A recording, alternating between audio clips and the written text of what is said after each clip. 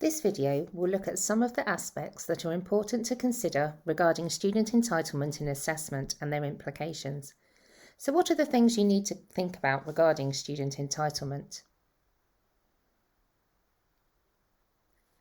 The balance between student support and student agency or independence is the fundamental issue to consider. The two extremes, shown here, are one extreme of a high degree of educator-led activity on the left and high learner-led activity on the right. On the left, this means high amount of student support, which can lead to student dependence on this support. And on the right, high degrees of student agency and independence, which might mean the student does not have support if they need it. As Evans and colleagues identified, the nature of the relationship is complex and involves a variety of interactions between the learner and the educator, as well as between the learner and other learners. Co-ownership is the key to making this balance work.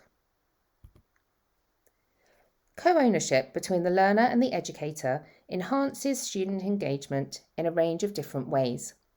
By co-ownership, we mean that the learner and the educator both have a stake in either the design of the activity or selection of the area of focus, and they co-design the outcomes. Firstly, co-ownership enhances the sense of personal ownership of the task by the learner. They have some say in how the assessment task is undertaken. Its area of focus, which might be an area chosen by the learner. For example, the learner might select their own focus for a project or a review, and therefore they feel a strong sense of investment in it. Co-ownership also means that the learner is more likely to want to find their own solutions to problems rather than relying on the educator to direct them.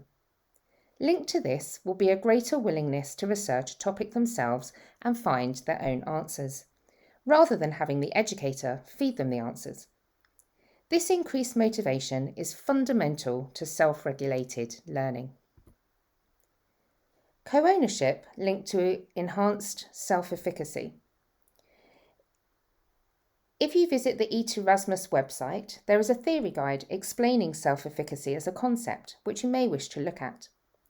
Effectively, this co-ownership enhances self-efficacy aspects, such as perceived ability to do well or capacity for change, rather than feeling that they are trapped in something they cannot improve or develop. Co-ownership can support development of a growth mindset about the skill, where the student feels they can enhance and develop their capabilities in that area. The investment in the process means that co-ownership encourages students to better internalise the standards expected of the assessment.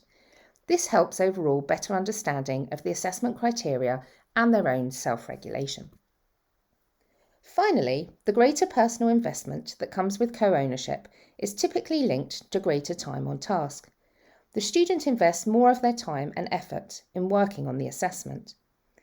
This increased investment of time is potentially then linked to better student learning outcomes. It encourages better planning and strategy building, more motivation and a greater sense of purpose, and more ownership of the output due to greater investment of effort in it.